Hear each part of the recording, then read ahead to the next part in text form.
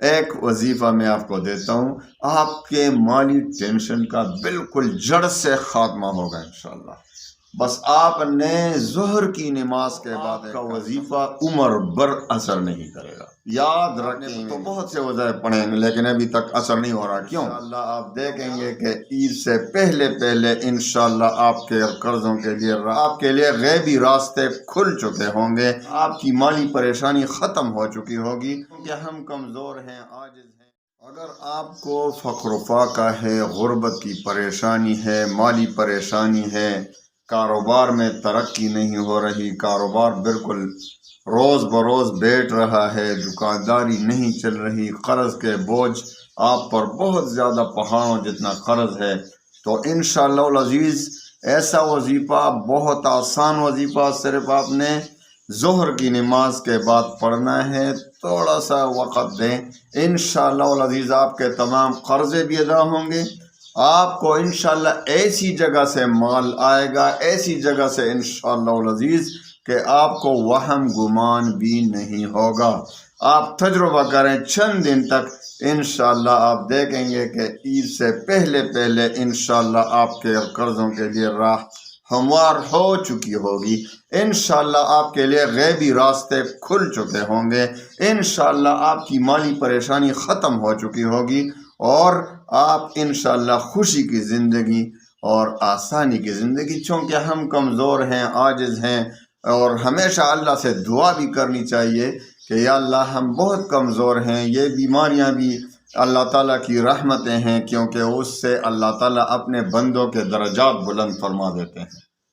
ہم پر جب کوئی تکلیف آتی ہے تو اس کی وجہ سے اللہ تعالیٰ ہمارے درجات بلند کرتے ہیں، ہماری گناہوں کو معاف فرما دیتے ہیں، لیکن ہم بہت کمزور ہیں۔ اللہ تعالیٰ اپنے کرم سے ہمارے گناہوں کو معاف فرمائے، اللہ تعالیٰ اپنے کرم سے ہمارے مشکلات کو حل فرمائے، اللہ تعالیٰ اپنے کرم سے ہماری بیماریوں کو اچھی صحت میں بدل دے۔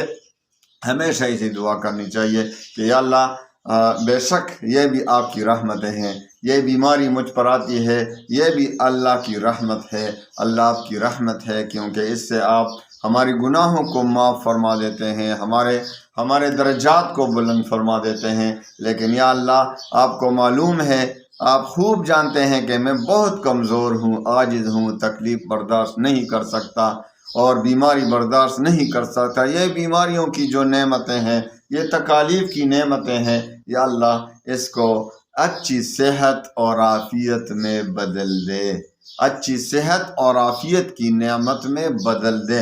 ہمیشہ اللہ تعالیٰ سے ایسی دعا کریں، اللہ تعالیٰ ہمیں مشکلات سے بچائے۔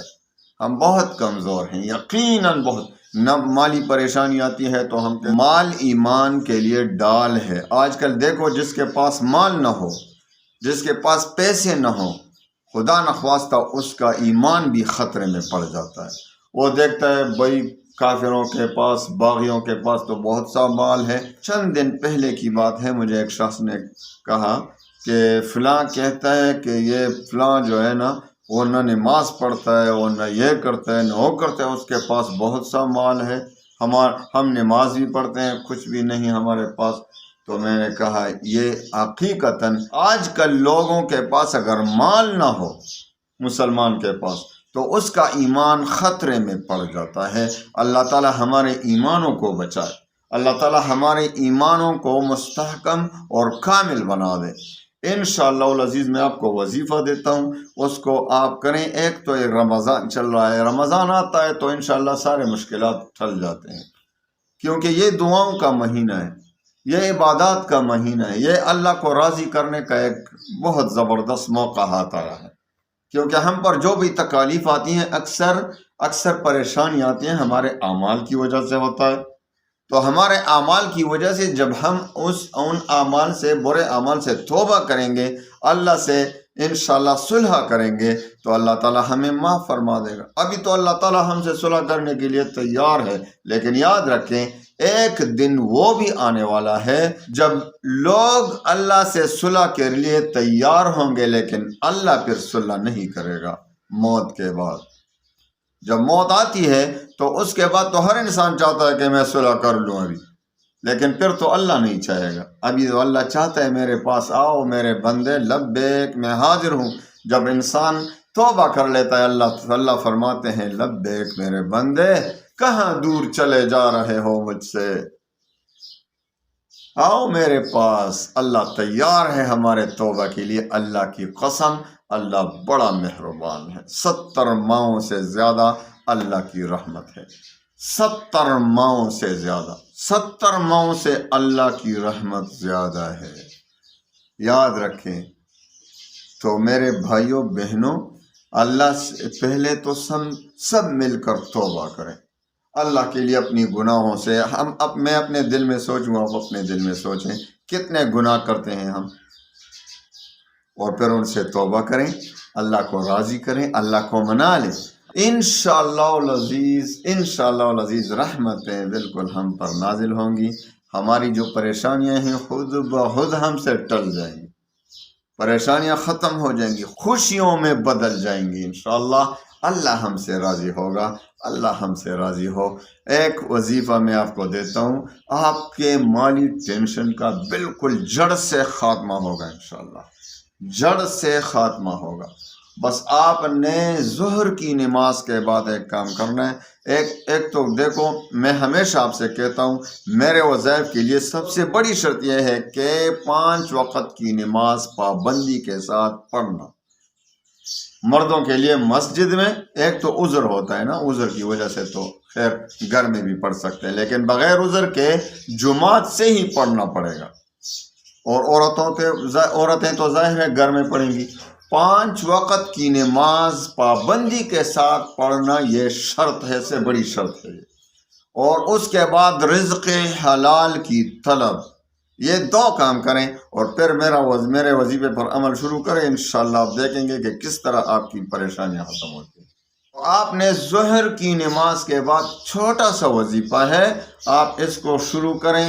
انشاءاللہ العزیز عید سے پہلے آپ کے قرضوں کے لیے کوئی راہ نکل آئے گا، آپ کی پریشانیاں انشاءاللہ ختم ہو جائیں گی، اور آپ انشاءاللہ العزیز آپ کو مال و دولت ایسی جگہ سے آئے گا کہ آپ کو وہم گمان بھی نہیں ہوگا.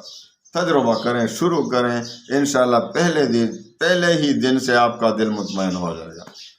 ظہر کی نماز کے بعد سب سے پہلے 11 بار درود شریف پڑھیں، اور اس کے بعد لا الہ الا اللہ الملک الحق المبین، لا الہ الا اللہ الملک الحق المبین، لا الہ الا اللہ الملک الحق المبین. 313 بار پڑھیں. کتنے؟ 313 بار یہ کلمہ پڑھیں، اور اس کے بعد آخر میں پھر 11 بار درود شریف پڑھیں. چند دن تک انشاءاللہ اس پر عمل کریں. دیکھو اگر میں شروع سے آپ کو یہ وظیفہ بتا دیتا کبھی بھی اثر نہیں کرے گا. کیوں؟ کیونکہ وظائف کے کچھ شرائط ہوتے ہیں، وظیفے سے زیادہ اس کے شرائط پر عمل کرنا ہی آپ کے وظیفے کو مؤثر بنا دیتا ہے.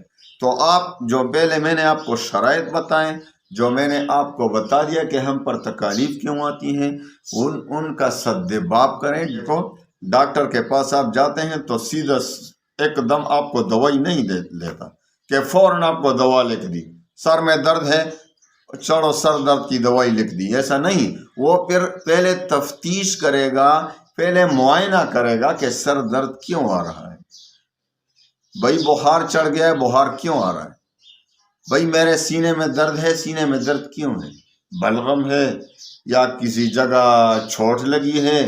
تو پہلے وہ معائنہ کرے گا، اس کے بعد آپ کو دوا تجویز کرے گا. تو ہم بھی آپ کو پہلے آپ کی اصلاح کر دیتے ہیں تاکہ وظیفہ اثر کرے، اس کے بعد آپ کو وظیفہ دیتے ہیں. کیونکہ اس کے بغیر اگر آپ ان ہدایت پر عمل نہیں کریں گے تو آپ کا وظیفہ عمر بھر اثر نہیں کرے گا. یاد رکھیں میری بات. آپ نے تو بہت سے وظائف پڑھے ہیں لیکن ابھی تک اثر نہیں ہو رہا. کیوں؟ کیونکہ آپ ان ہدایات پر عمل نہیں کرتے.